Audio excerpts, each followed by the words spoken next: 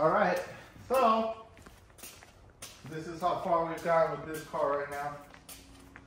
Only clean this out, and then we're gonna take it to the body guy. Right now, the guy has the deck lid. John Carpenter. He's got the doors, he's got the hood, the deck lid. Start body working that, and then we gotta do some fix the floors still, make sure they sit nice, and then we'll pull all the wiring out of it completely, and then we gotta take the headliner off. Gotta take the insulation back there, rip it all out, and clean the floors. Make sure that it's not rusted. I already started with the shifter, and the next I want to do the clean the gauges and the clock. Then here we got the gearbox ready. This is what's gonna go on there, and it's ready to go in. So every time you have like an early's car, like a 50 over window bug or low ghia, stuff like that, you have to put the 002 nose cone.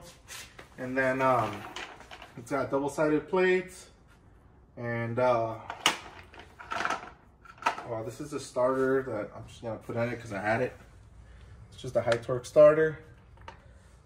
This got a new shaft, new throttle. This is a late case with a late throttle bearing. And I had some video requests about transmissions that I never talk about them because I don't build them. I just get them done. And this one got done by Ventura. He's some local guy. He's like the only guy around here that's the nearest to me, and is also he has pretty good schedule. Like he's there on Saturdays and stuff, so it works for me. And so it's ready for the mid mount. It's got the studs longer for me to be able to put the mid mount in the car. Gonna solid mount it. I always have all my cars solid mounted because I don't like those rubber mounts. They just rip. They don't hold up. And this gearbox should be cool for us to run the 1600 up for, when we put the 1641 in it. Should be cool. But if you put a big motor in it later on, it should still be cool. Because so what it is nothing crazy. It's just it's a pretty basic build. What it is a 412. 412 ring and pinion, Klingenberg, and then it has a Super Beetle main shaft, and he has a 147 third gear. So first through third, that second to third shift should feel like a closed ratio box, but as soon as you put in fourth gear, it'll be back to stock gear. It has an 089 fourth, so you can still go on the freeway at 70 miles an hour. And it should be cool. The reason why I leave it with a 412 and I don't go to the 388 is because when you put a 388, when we have the small motor like a 1641, it will definitely feel slower. When you leave the 412, they feel a lot quicker. They have a lot more response, and it's just a really good gearing. The 412 is everything you really need. If you go with a 388, you're gonna go higher speeds, but it also makes all your gearing taller, which to me I don't really like it that much.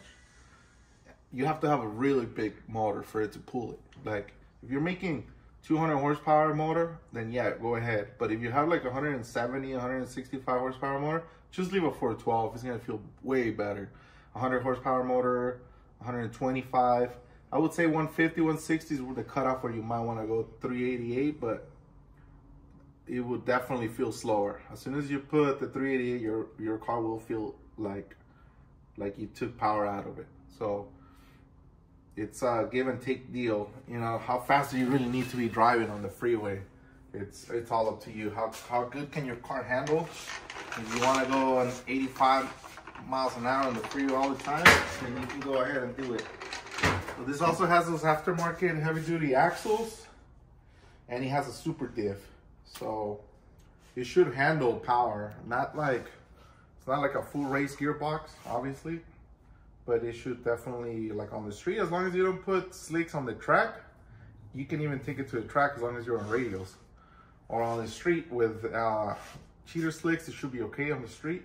The only thing that kills this type of transmission, which I've raced with this type of gearbox in Bromhilda, 10 hits max, and the main shaft will explode. That's it. That's all it can give me. About 10 hits and it'll explode, or you'll break the diff, or...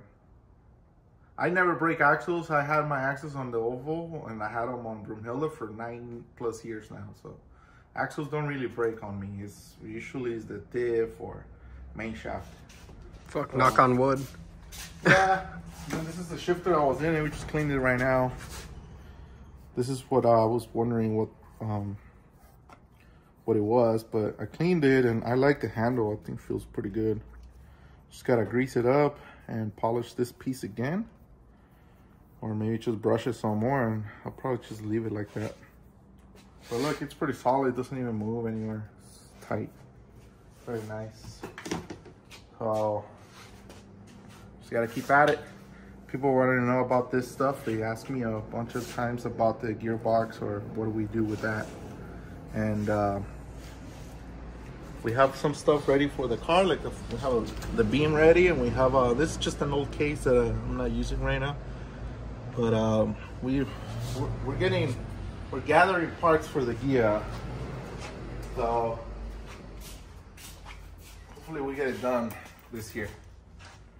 And on to the next one.